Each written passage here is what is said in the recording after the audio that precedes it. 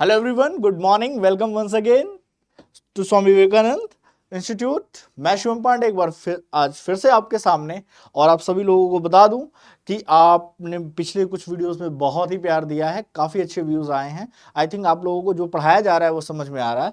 मैं आपको पहले बता दूं कि ये वीडियो बेसिकली जो पर्पज है वो CUET को लेके बनाया गया, लेकिन इसका मतलब ये नहीं, अगर आप SSC की तैयारी कर रहे हैं या किसी और चीज़ की तैयारी कर रहे हैं तो GK और GS एक ऐसी चीज़ है ना जो लगभग में सारे एग्जाम में आती है और इसके बेसिक सेम होते हैं। अगर आप सोच रहे हैं कि आज मैं क्या पढ़ाने वाला हूं, तो आपको पीछे लिखा हुआ टाइटल ही बता देगा कि आज क्या है, इंडस वैली सिविलाइजेशन है। इसका मतलब आज आप पढ़ने वाले हैं हिस्ट्री, और हिस्ट्री में कौन सी हिस्ट्री पढ़ने वाले हैं? एंशिएंट हिस्ट्री पढ़ने वाले हैं। आप पढ़ने वाले हैं एंशिएंट हिस्ट्री। और एंशिएंट हिस्ट्री में आप सभी को पता है कि एंशिएंट हिस्ट्री आती ही आती है हमेशा एग्जाम्स में। तो हिस्ट्री को बेसिकली 3 पार्ट में डिवाइड किया जाता है, ancient, medieval and modern.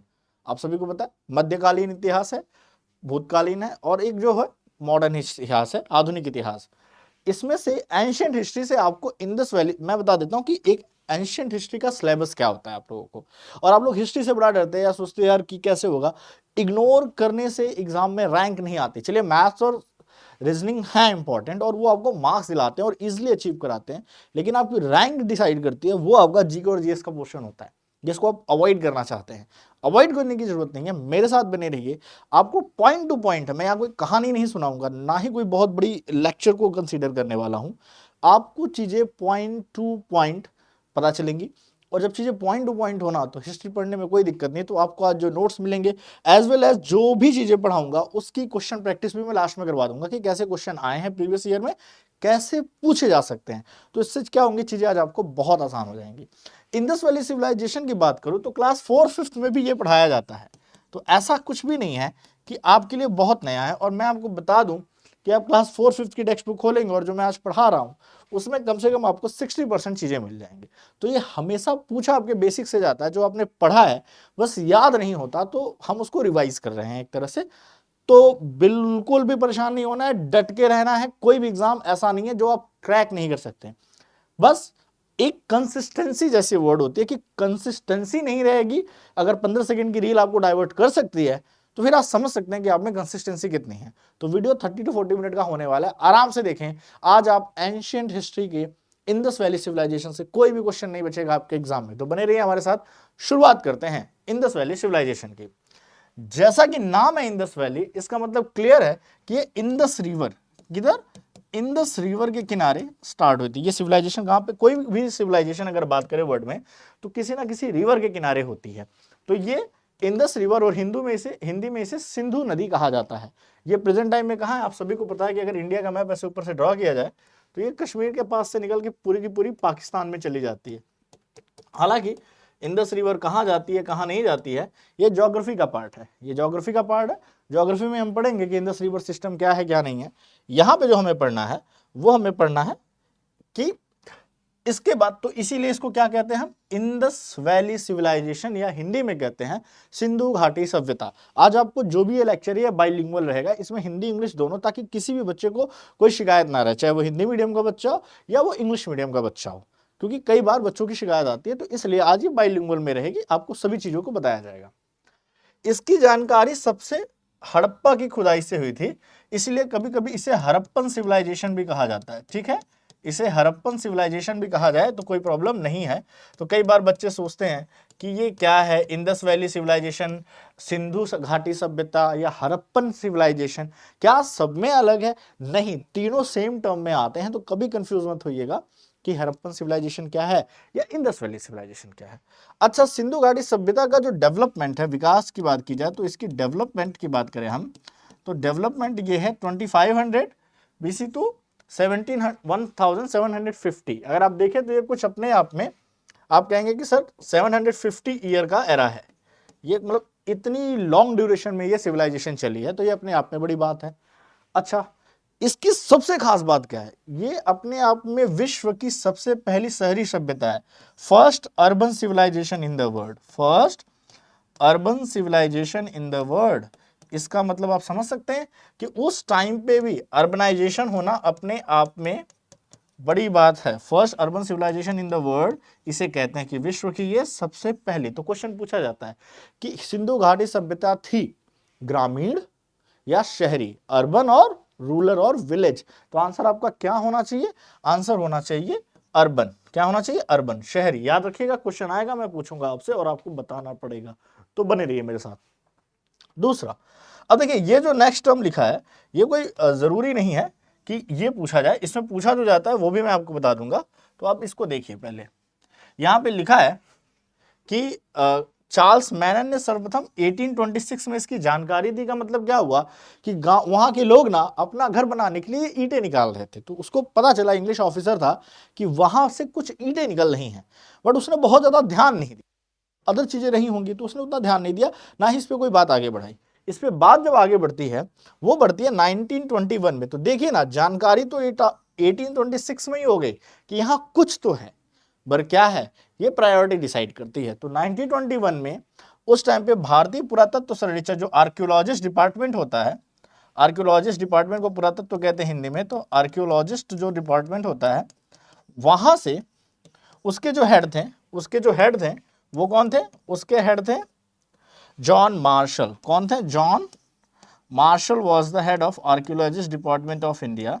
And John Marshall, अब क्योंकि वो ब्रिटिश ऑफिसर है तो खुद तो खुदाई करेगा नहीं, तो ही ऑर्डर्ड राय बहादुर साहनी, राय बहादुर दयाराम साहनी। तो पूछा जाता है, तो दयाराम साहनी नाम याद रखिएगा, दयाराम साहनी, ये जो थे इन्होंने हड़प्पा की खोज की, इनके अंदर में खुदाई चालू हुई। जॉन मार्शल ने क्या दिया था? ऑर्डर दिया था, क्योंकि he was the head of archaeologist department of India in the era of Britishers. And Dayaram Sahni ji ने क्या की? इसकी खुदाई की। तो पूछा जाता है हड़प्पा सभ्यता की खोज किसने की? तो आप सिंपल लैंग्वेज में अगर ऑप्शन में दयाराम साहनी है तो बिना सोचे समझे आप क्या कहेंगे? दयाराम साहनी जी। ये बहुत ही जनरल क्वेश्चन है, बहुत से लड़कों को, बच्चों को जिन्होंने हिस्ट्री पढ़ी है उनको पता होगा। या आपको थोड़ा सा भी इंडस वैली सिविलाइजेशन याद है ना, तो आपको याद ही होगा यार, मतलब ये बड़ा क्वेश्चन नहीं है। तो यहाँ पे दो क्वेश्चन कौन से बने? It was a urban civilisation, पहला क्वेश्चन। दूसरा, इसे इंडस वैली सिविलाइजेशन या हड़प्पन सिविलाइजेशन क्यों कहते हैं? क्योंकि इंडस सिंधु रिवर के किनारे की बात है और सबसे पहले हड़प्पा सिटी को खोजा गया था, तो हड़प्पा सिटी पहले मिली, इसलिए इसे हड़प्पन सिविलाइजेशन भी कहते हैं, या इंडस वैली सिविलाइजेशन कहते हैं, या हिंदू में सिंधी घाटी सभ्यता कहते हैं। आई होप अभी आपको ये क्लियर हो गया। तो यहां से ये क्वेश्चन बनते हैं, दूसरा क्वेश्चन ये बनता है, तीसरा क्वेश्चन दयाराम साहनी के नाम से बनता है, और ये भी कह सकते हैं जॉन मार्शल के नाम से भी बनता है कि आर्कियोलॉजिस्ट डिपार्टमेंट के हेड उस टाइम पे कौन थे। तो चार क्वेश्चन बने और चारों याद हैं, चार क्वेश्चन बने और चारों याद हो गए। इससे इजी क्या होगा? हो गया, इजी है ना।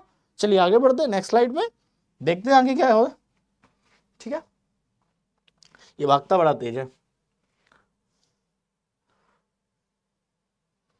अब ये देखिए, ये एक फिगर है, इस फिगर के बारे में यही है कि इस तरह का ही फिगर पाया गया था। ये देखिए, यही था, यहां से घरों से ईंटें निकाल रहे थे लोग, तो खुदाई के टाइम की ये है कुछ फिगर्स, इसमें बहुत ज्यादा नहीं है। आगे बढ़ते हैं, हम इसमें ध्यान देते हैं। यहाँ पे कई बार आपसे पूछा जाता है कि इसकी जो एग्जैक्टली बाउंड्री कहां से कहां तक थी, क्योंकि इसका एक्सटेंड कहां से कहां तक था।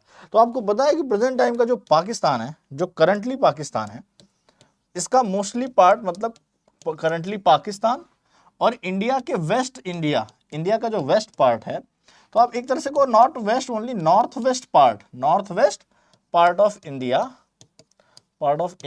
और प्लस उधर आप अगर आप जाओगे तो आपको अफगानिस्तान के पास तक जाना पड़ेगा, अफगानिस्तान के पास तक। तो इसका इतना ज्यादा एक्सटेंट रहा है, मतलब ये मैक्सिमम इंडस रिवर और उसके किनारे के एरियाज में, और इंडिया में वेस्ट जैसे कि हरियाणा वगैरह, जम्मू कश्मीर, राजस्थान, गुजरात, यहां तक इसका एक्सटेंट रहा है इस सिविलाइजेशन को। तो देखिए एरिया वाइज क्या है, उत्तरी सीमा नॉर्थ में ये मांडा जम्मू तक, तो इससे कंफर्म होता है कि ये जम्मू एंड कश्मीर में भी है। जम्मू एंड कश्मीर में कौन सी जगह है? मांडा। भाई आप हिंदी की जगह इंग्लिश में लिख लीजिए।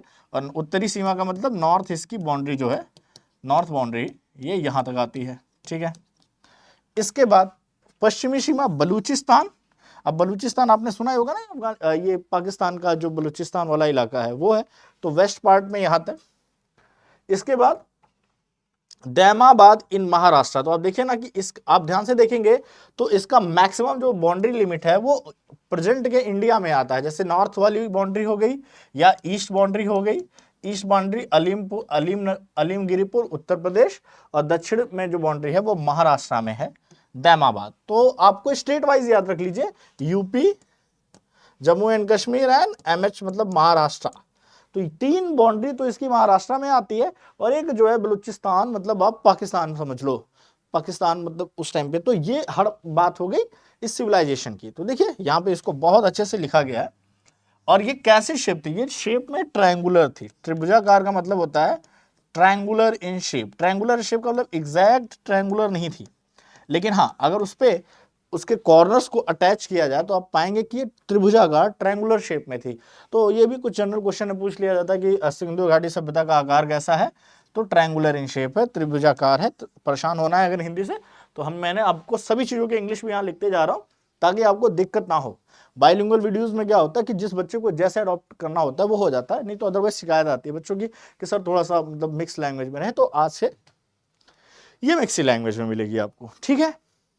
यहां तक आई होप कोई दिक्कत नहीं है, क्योंकि सारी चीजें पॉइंट टू पॉइंट बहुत ही अच्छे से पीपीटीएस के थ्रू समझाई जा रही हैं। आप इसको नोट डाउन कर सकते हैं अपनी कॉपी में। जिस तरह से नोट डाउन इसको करेंगे ना, इसी तरह से आपके नोट्स बनेंगे। और जब तक आप अपने नोट्स नहीं बनाएंगे, दुनिया में कितनी भी क्लास ले लें, आप हर टाइम यूट्यूब खोल के क्लास नहीं ले सकते। आपका अपना नोट्स जरूरी है, और नोट्स की खास बात क्या होती है, वो आप अपने हिसाब से बनाते हैं।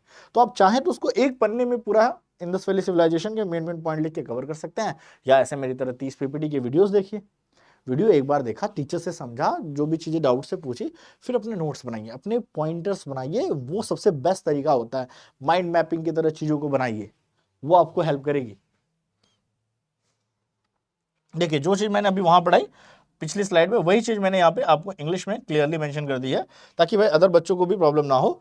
तो देखिए यहाँ पे लिखा है Indus valley Harappan civilisation is the earliest known urban culture. वही बात जो पिछली स्लाइड में पढ़ाई।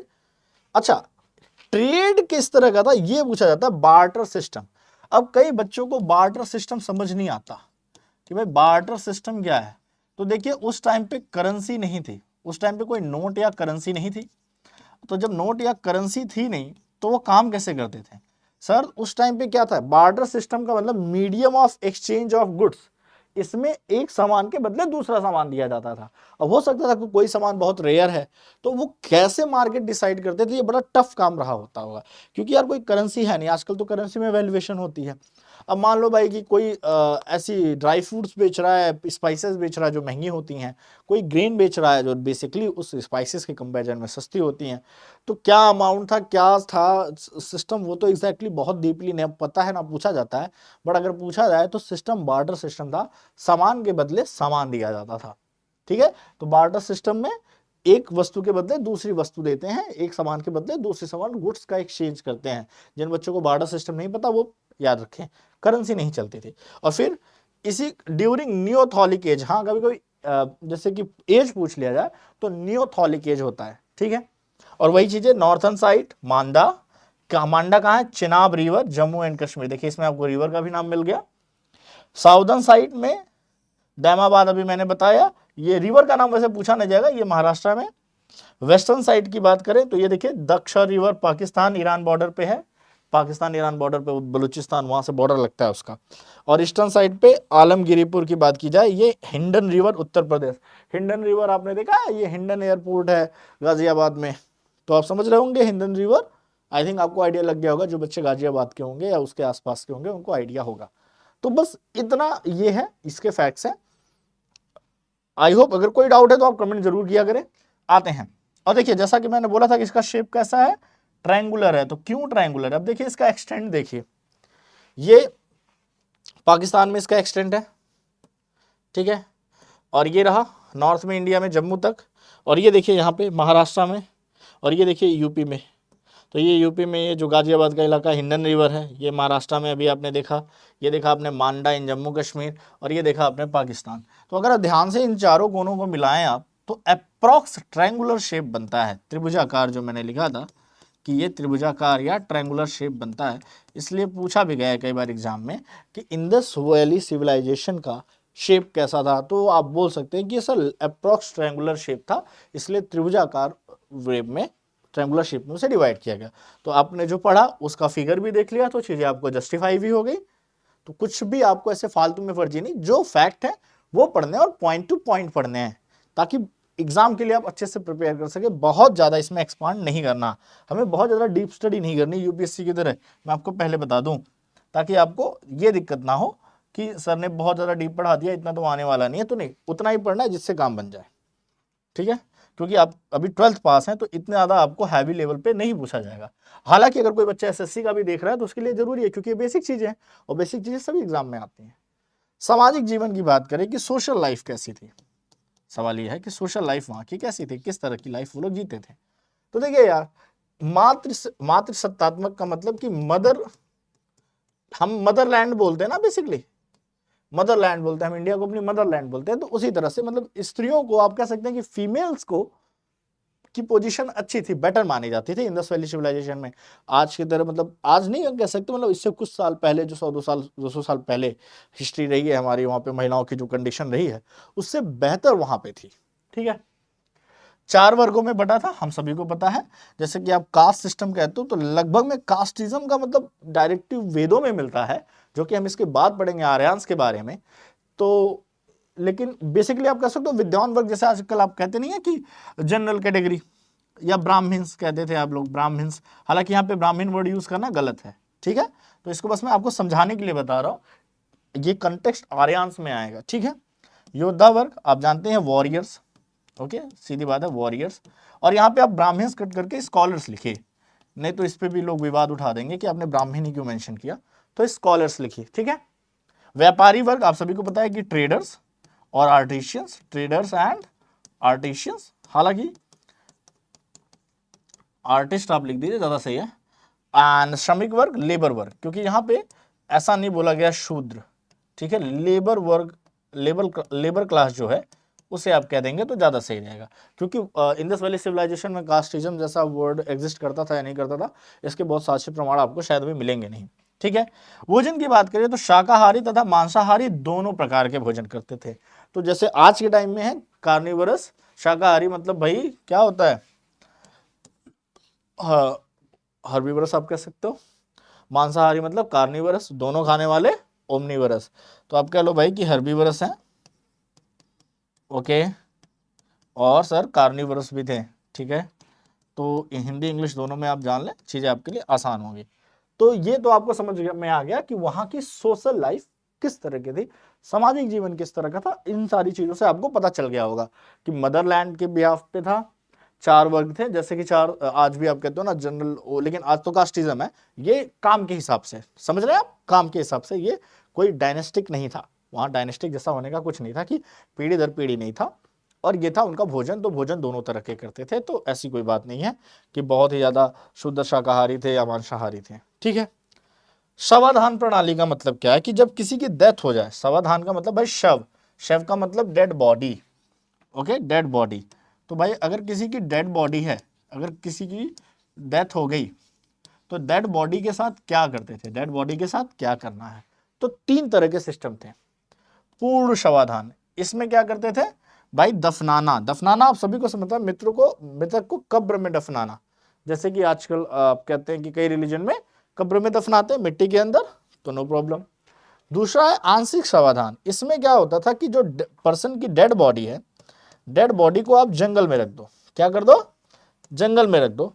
जैसे जैन धर्म में किसी रिलीजन में होता है ना कि टॉप पे ले जाके छोड़ देते हैं, जब चील कौवे सब खा लेते हैं, उसके बाद की बॉडी पार्ट को जला दिया जाता है, को जंगल में रख देना। जब उसे एनिमल्स या बर्ड्स, जो भी कार्निवरस एनिमल्स एंड बर्ड्स हैं, जब वो उसे खा लेते हैं, ठीक है, तो हड्डियों को दफना देना। तो फिर हड्डियां जो बची, बोन्स को आप क्या कर दोगे, डिग कर दोगे, बोन्स को आप क्या करो, बोन्स को दफना देना, तो ये भी सही है।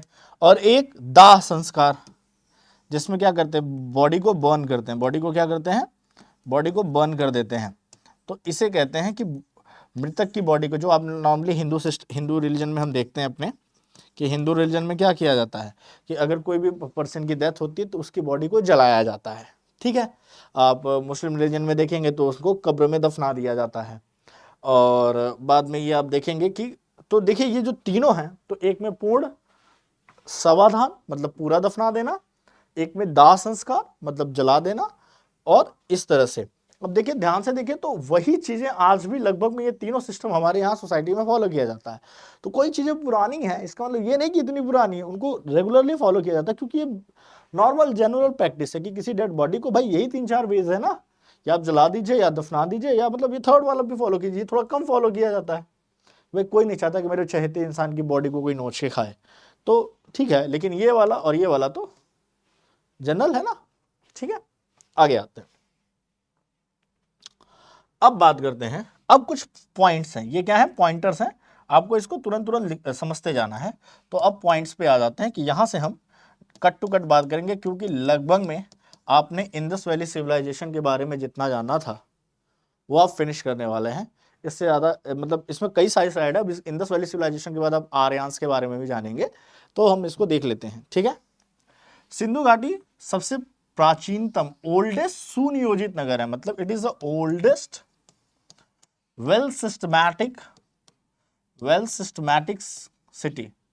ओके, वेल सिस्टमैटिक सिटी इसे कहते हैं। जैसा कि मैंने बोला अपने आप में अर्बन सिविलाइजेशन है तो वेल सिस्टमैटिक सिटी है।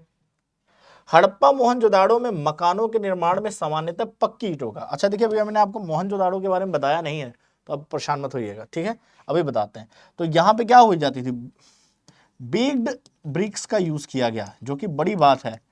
अच्छे खासे टाइम तक लोगों ने बाद में बेक्ड ब्रिक्स का यूज नहीं किया था, तो पक्की ईंटों के मकान मिलते हैं। अब फर्क देखिएगा, सिंधु सभ्यता में जो मकान के दरवाजे होते थे वो मुख्य सड़कों के बिना खुल के खिड़कियों की तरफ खुलते, मतलब अगर ये हाउस है मेरा, ये मेरा हाउस है, ये मेन रोड है, तो डोर यहाँ ओपन नहीं होता था बल्कि पीछे की गली में ओपन होता था। ठीक है, केवल एक शहर आपको ऐसा मिलेगा जिसके बारे में बताऊंगा जिसमें दरवाजे मेन सड़क की तरफ ओपन होते हैं। जैसे आज क्या है, मेन सड़क की तरफ ओपन होते, उसमें क्या था, दरवाजा गलियों की तरफ पीछे की तरफ होता था, मेन रोड पे नहीं होता था। सिंधु घाटी सभ्यता में सर्वाधिक वाइड रोड, चौड़ी सड़क या सबसे वाइड रोड मोहनजोदाड़ो से प्राप्त हुई, जिसकी चौड़ाई मतलब विड्थ लगभग 10 मीटर थी।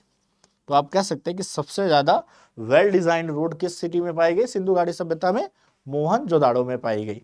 ठीक है, ओके, मोहनजोदाड़ो आपने नाम सुना होगा, मूवी भी आई थी, ठीक है, मोहनजोदाड़ो, तो ऋतिक रोशन की, आप वहां पे भी जान सकते हैं, उसको भी देख सकते हैं, कुछ आइडिया तो मिल ही जाएगा, मूवी भी देख लेंगे। सामान्यतः मकान में 4 से 5 कमरे बनाए जाते थे। मकान में आंगन, रसोइयां, स्नानागार, कुएं और कुछ बड़े घरों में शौचालय भी मिले। ढकी हुई नालियां, मतलब जो ड्रेनेज सिस्टम था वो भी बहुत अच्छा था, ड्रेनेज सिस्टम इनका काफी अच्छा था। तो एक बहुत ही अच्छे से वेल डिजाइन सिटी की तरह इनका ड्रेनेज सिस्टम भी अच्छा पाया गया। इसके अलावा जो एक फैमिली को रहने के लिए 4-5 कमरों का जो मकान होता है, जिसमें आंगन, रसोई या स्नानागार या कुएं, जो भी रिक्वायर्ड एक फैमिली के लिए चीजें होती हैं, और कुछ घरों में शौचालय भी पाया गया, तो अच्छी बात है कि सैनिटेशन की भी व्यवस्था काफी अच्छी थी यहाँ पे। ठीक है, आते हैं तो अब सिटी वाइज पढ़ते हैं। अभी तक तो हमने क्या पढ़ा, अभी तक हमने चीजों को पढ़ा लाइक बेसिकली कि ओवरऑल सिंधु घाटी सभ्यता क्या थी। अब हम सिटी वाइज पढ़ेंगे कि सिंधु घाटी सभ्यता में कौन कौन सी सिटी मिली, तो चीजें आपके लिए इजी हो जाएंगी। अब जैसे कि बात करेंगे हड़प्पा। अब हड़प्पा की बात अभी मैंने स्टार्टिंग में बताया कि हड़प्पा कहाँ पे थी, दयाराम साहनी जी ने, ये मैंने आपको पहले में बताया। हाँ, किस ईयर में, ईयर पूछा नहीं जाता बट याद रखिएगा 1921 एंड 1922, और रावी रिवर के किनारे। रावी रिवर इंडस की एक ट्रिब्यूटरी है, तो याद रखिएगा रिवर का कि रावी रिवर के किनारे ये सिचुएटेड है। कई बार पूछा गया। करंटली में ये कहां पे है, पाकिस्तान में है। क्या क्या चीजें मिली, तो देखिए श्रमिक आवास, मतलब लेबर रूम या लेबर का जो आप कह सकते हो कि लेबर्स के रहने के लिए जो जगह थी उसे आप कहते हो। उसके अलावा अन्नागार, मतलब ग्रेनरी, मतलब ग्रेन को स्टोर करने के लिए ग्रेनरी भी यहाँ पे मिली। ओके, ग्रेनरी भी पाई गई। इसके अलावा लकड़ी का ताबूत, आपको पता ही है। और RH-37 कब्रिस्तान, कब्रिस्तान का मतलब आप समझ सकते हो ना, मतलब यहाँ पे 37 अलग अलग कब्रिस्तान पाए गए, इसलिए उनको हम RH-37 कहते हैं, कि जहाँ पे लोगों को भाई मरने के बाद दफनाया जाता है। अभी हमने पढ़ा कि 3 तरह की प्रणाली थी दफनाने की, उसमें एक जमीन के अंदर गाड़ना, जो कब्रिस्तान होते हैं, तो कब्रिस्तान पाए गए टोटल 37। तो ये भी बड़ी बात है। ये कहाँ पे पाए गए, हड़प्पा में। तो याद रखिएगा, अन्नागार आपको अभी मोहनजोदाड़ो में भी मिलेगा। मोहनजोदाड़ो वाला जो ग्रेनरी है वो हड़प्पा से बड़ी है। तो देखते हैं उसमें क्या है भाई।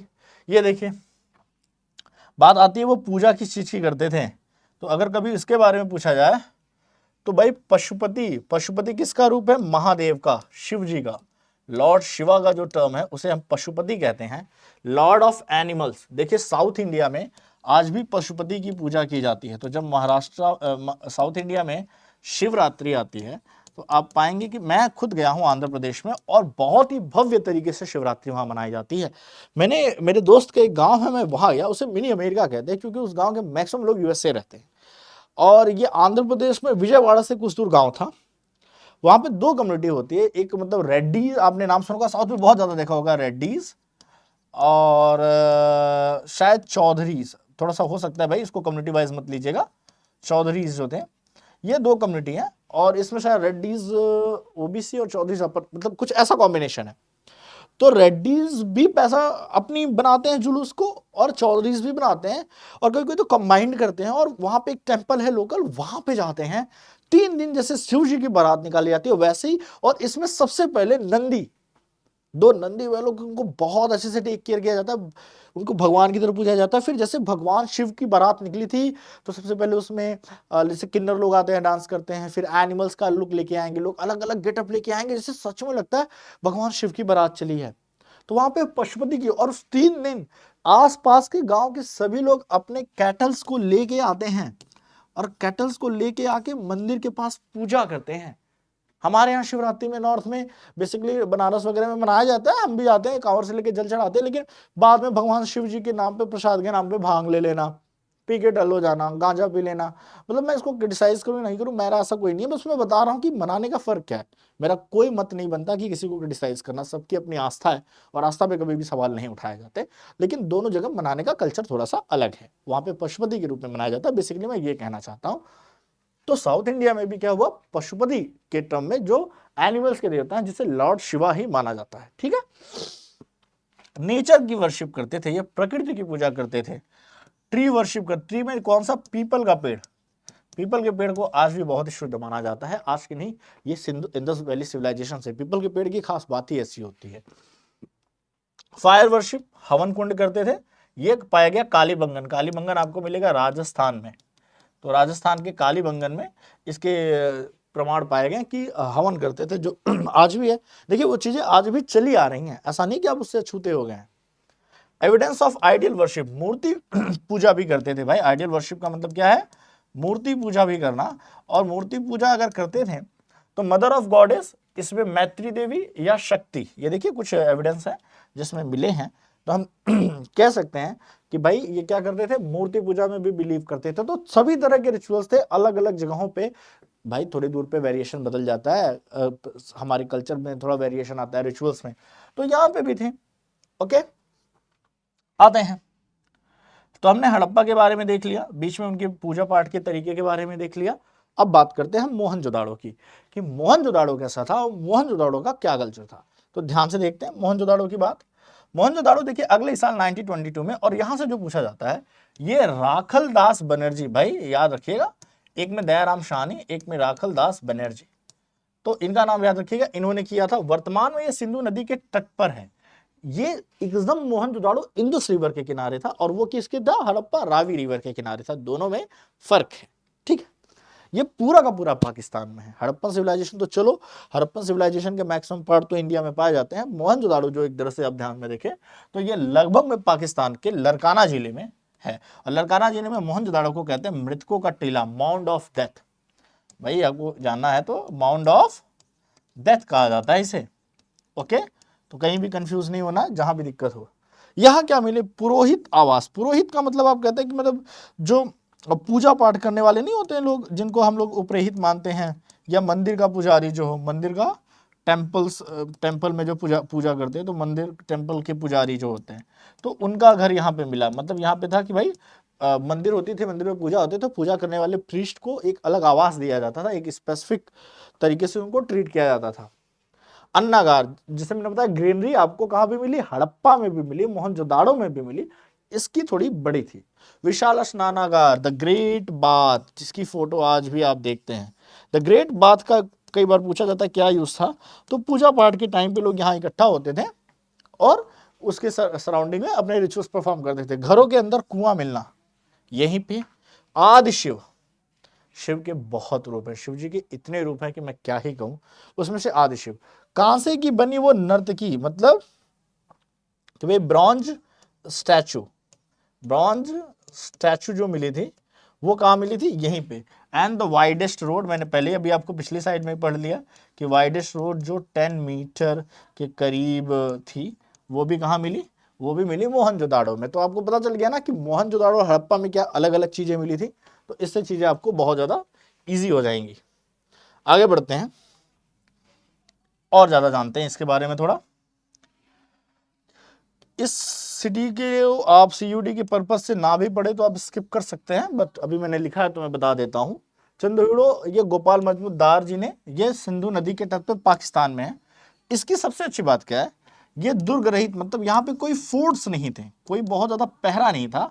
It was a industrial city. तो बस इतना याद रखिएगा कि अगर इंडस वैली सिविलाइजेशन की इंडस्ट्रियल सिटी कौन सी थी तो आपका नाम होना चाहिए शहनुदारो। ओके, शहनुदारो, ये आपका नाम होना चाहिए। ठीक है, यहाँ क्या मिली, लिपस्टिक। क्या बात है, तो मतलब ये क्लियर हो गया कि भाई यहाँ पे लिपस्टिक की बात करें तो महिलाओं के सजने संवरने की जो बातें होती है वो यहाँ पे। मिरर मिला भाई, मतलब औद्योगिक शहर था तो भाई उस टाइम पे जो भी बच्चों से रिलेटेड, महिलाओं से रिलेटेड सजने संवरने के सामान होते थे या पुरुषों के भी सजने संवरने के सामान, वो सब यहाँ पे मिले। गुड़िया मिली, डॉल मिली यहाँ पे, और डॉग्स एंड कैट्स के पैरों के निशान मिले। तो इससे ये भी पता चला कि भाई डोमेस्टिकेट एनिमल भी होते थे और ये सारे एनिमल उस टाइम पे भी एग्जिस्ट करते थे। ये भी हमारे जितने ही पुराने या हमसे भी पुराने हो सकते। ठीक है, कालीबंगन के बारे में जान लीजिए, जरूरी है। ये हड़प्पन सिविलाइजेशन की सिटी है। ये किस सिविलाइजेशन की सिटी है, हड़प्पन सिविलाइजेशन की सिटी है। तो आप कहेंगे कि कालीबंगन जो है ये राजस्थान में, प्रेजेंट में कहाँ है, राजस्थान में। अभी मैंने यहीं पे बताया आपको कि राजस्थान में ही क्या पाया गया, हवन कुंड पाए गए। हवन कुंड का मतलब जहाँ पे भाई आप कह सकते हो कि वो जो घर में हवन वगैरह होती है उसके रिगार्डिंग। ठीक है, तो बीके थापड़ और बीएल लाल, फिलहाल आप याद रखें या ना रखें, ये घग्गर नदी के किनारे है। ये बहुत ज्यादा नहीं। कालीबंगन का मतलब याद रखिएगा, कालीबंगन का मतलब होता है काली मिट्टी की चूड़ियां, बैंगल्स ऑफ ब्लैक सॉइल। ये याद रखिएगा भाई, इसका मतलब क्या होता है, शाब्दिक अर्थ पता होना चाहिए। या यहीं पे पहली बार खेती के निशान मिलते हैं, हल से जुते हुए खेत, मतलब एग्रीकल्चर की बात की जाए तो एग्रीकल्चर रिलेटेड कुछ यहाँ पे पॉइंट्स मिलते हैं कि यहाँ पे मतलब हल से जुड़े हुए खेत। हवन कुंड मैंने बोला, और चूड़ी बैंगल्स भी यहीं पे मिलते हैं। तो बस इतना याद रखिएगा। हालांकि बस आपको याद रखना है कि कालीबंगन राजस्थान में आता है, और ये पॉइंट याद रखिएगा कि यहाँ पे एग्रीकल्चर हल से जुटे हुए खेत मिले थे, और इसका मतलब शाब्दिक अर्थ क्या होता है और चूड़ियां कहाँ पे पाई गई। तो नाम से ही आपको याद हो जाए कालीबंगन। बंगन मतलब बैंगल्स, चूड़ियां, चूड़ियां है तो कालीबंगिया, और बोल चूड़ियां बोल साजना, अगर गाना याद है तो ठीक है। बट ये तो हमारे टाइम का है, आपके टाइम पे आजकल तो बीटीएस बड़े सारे चलते हैं, नहीं पता यार। ठीक है, चिटियां कलाइयां, या यू कैन लर्न दैट कि भाई चिटियां कलाइयां हैं, वहां से भी काम बन जाएगा। जहां से यार देखो अपना सेटिंग हो जाए ना, कर लेने का अपना अपना पढ़ने का तरीका होता है। मैं यहाँ पे किसी गाने को प्रमोट करने नहीं आया। ठीक है, लोथल, ये एक आखिरी शहर आप समझ लीजिए। लोथल की अगर आप बात करेंगे तो लोथल जो है ये गुजरात में आता है। ठीक है, गुजरात बहुत ही अच्छा स्टेट है, यहाँ की कई सिटीज बहुत अच्छी हैं, मैं हो चुका हूँ यहाँ से कई थ्रू। ये देखिए, ये रहा लोथल गुजरात। ये देखिए मोहनजोदारो पाकिस्तान। ये देखिए मेरगढ़ के बारे में भी पढ़ना है। और ये रही हड़प्पा। तो आप देखिए हड़प्पा लगभग में इंडियन बॉर्डर को पकड़ते हुए, करंट इंडियन बॉर्डर को पकड़ते हुए इंडियन कॉन्टिनेंट में आ जाती है, इंडिया के पार्ट में। बाकी ये देखिए मोहनजोदारो पूरा पाकिस्तान में, मेरगढ़ पूरा पाकिस्तान का हिस्सा है प्रेजेंट में। लोथल गुजरात का है। It was a port city, it was a very important port city उस टाइम की। हड़प्पन सिविलाइजेशन की सबसे इंपॉर्टेंट पोर्ट सिटी है, याद रखिएगा। लोथल एक पोर्ट सिटी थी, ये हमेशा माइंड में याद रखिएगा। ठीक है, ये सिंधु घाटी सभ्यता का बंदरगाह है यहाँ। बस हाँ, मैंने बोला था ना कि यही वो सिटी है जहां पे घर के सामने की तरफ दरवाजे खुलते थे रोड साइड में। बाकी के बाकी जहां पे भी आपने पढ़ा है वो सारे पीछे की तरफ खुलते थे गली में। लोथल में भाई लोगों का अलग नजरिया था कि हम आगे खोलेंगे, क्या कर लोगे, तो भाई ठीक है अपना घर है आप ओपन कीजिए। तो यहां से आपको ये पता चल गया। आई होप आपको चीजें समझ में आ रही हैं, क्योंकि बहुत ही चीजें पॉइंट टू पॉइंट है और आप इसके नोट्स बना सकते हैं। ठीक है, और आपको थोड़ी बहुत मैं इधर उधर की भी जानकारी देता रहता हूं कि किस स्टेट में बेसिकली क्या है। ठीक है, चलिए वही चीज यहाँ पे इंग्लिश में है, लेकिन यहाँ पे हम अब लोथल के बारे में नहीं, मेहरगढ़ के बारे में पढ़ेंगे। तो भाई बच्चों को इंग्लिश में भी दिक्कत ना हो उसके रिगार्डिंग। तो देखिए भाई मेहरगढ़ की बात करेंगे तो earliest known sites show the evidence of farming and herding in south Asia. तो भाई फार्मिंग के साथ हर्डिंग, हर्डिंग का मतलब समझते हैं, झुंड में रहना, गैदरिंग करना, पशुओं को पालना, हर्डिंग उसको कहते हैं।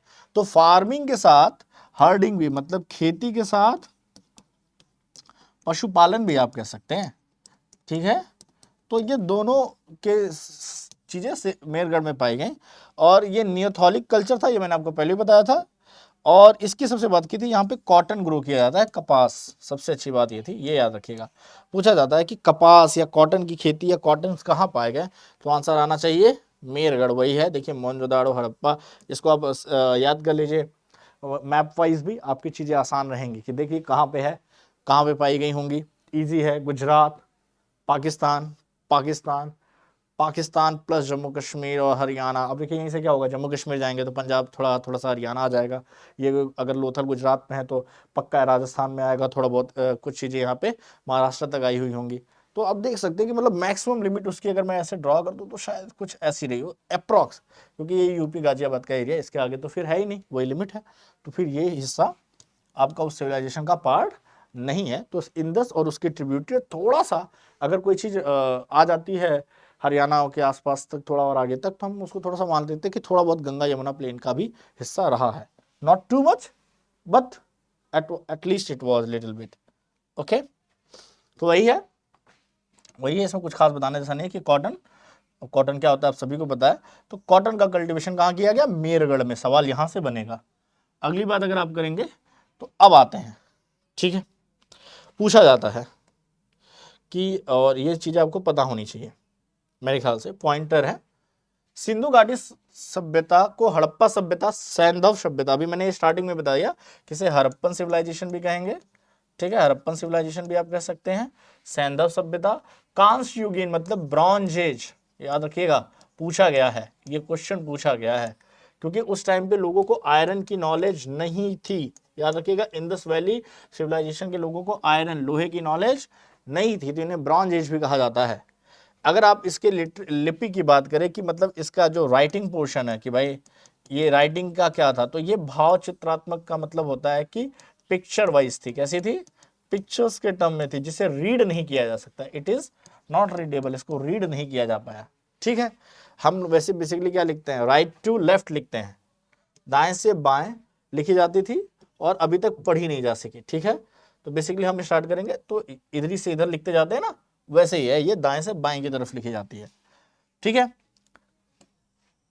कपास के प्रथम उत्पादक इसीलिए, अब इसका मतलब समझिए क्या है, सैंधावासी का मतलब वही है इंडस वैली, तो इसमें कंफ्यूज नहीं होना है, ये इंडस वैली की बात कर रहे हैं।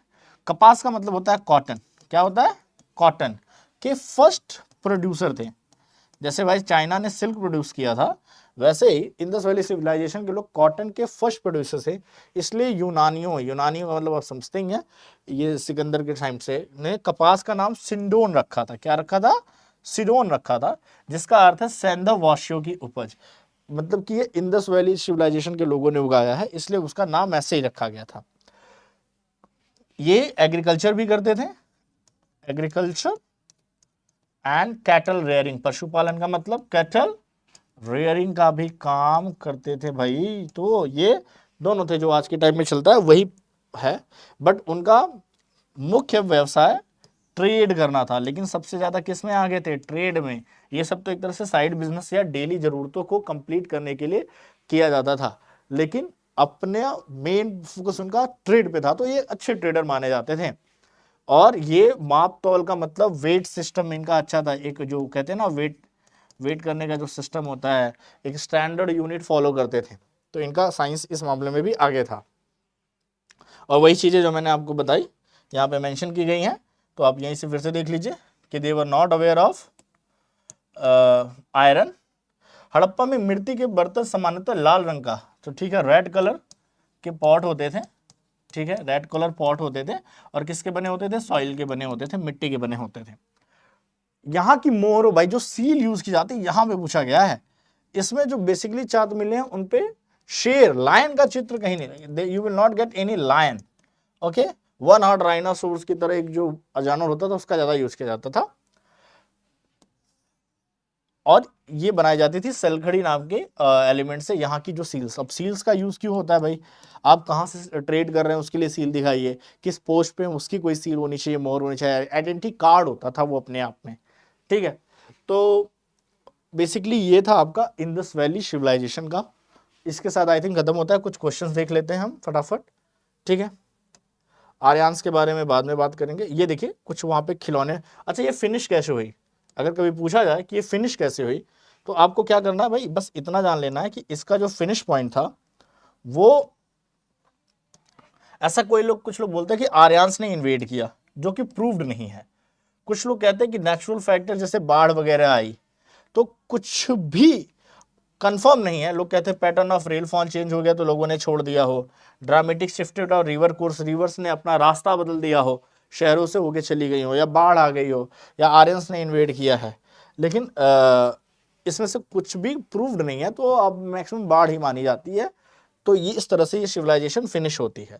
ये कुछ टॉयज वहां पे पाए गए, इस तरह के बने होते थे। देखिए इससे पता चलता है कि उस तरह कार्ड का यूज किया जाता था, व्हील का इन्वेंशन हो ही चुका था। ये ज्वेलरी यूज की जाती थी, इस तरह की कुछ ज्वेलरी होती थी जिसमें गोल्ड का भी यूज किया गया है। ठीक है, तो ये कुछ ज्वेलरीज की फोटोज हैं।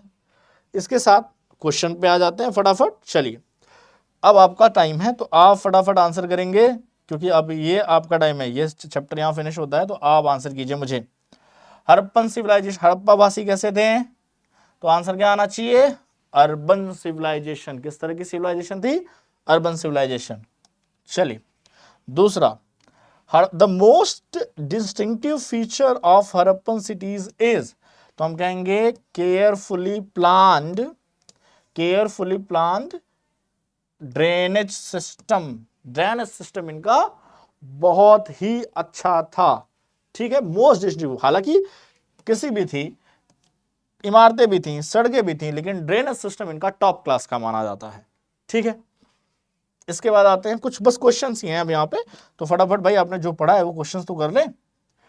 हड़प्पा स्थल का सबसे बड़ा माना जाता है, तो शायद मैंने आपको बताया नहीं, ये इसमें ऑप्शन नंबर बी आता है आपका, सॉरी, इसमें आप ऑप्शन नंबर बी कहेंगे। राखी गढ़ी को सबसे बड़ा माना जाता है हड़प्पा सिविलाइजेशन का शहर। किस रिवर के किनारे, फटाक से बताइए, अच्छा क्वेश्चन है, किस रिवर के किनारे है।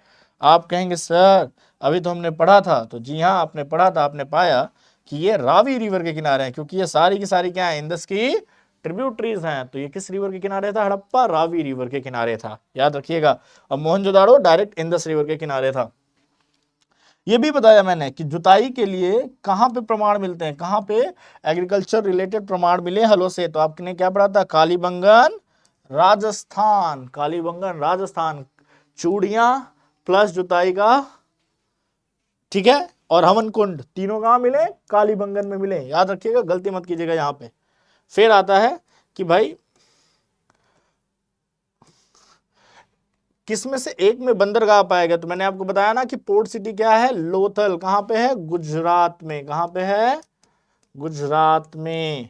ठीक है, चलिए लास्ट स्लाइड्स और इसके बाद ये हम फिनिश करेंगे अपना लेक्चर।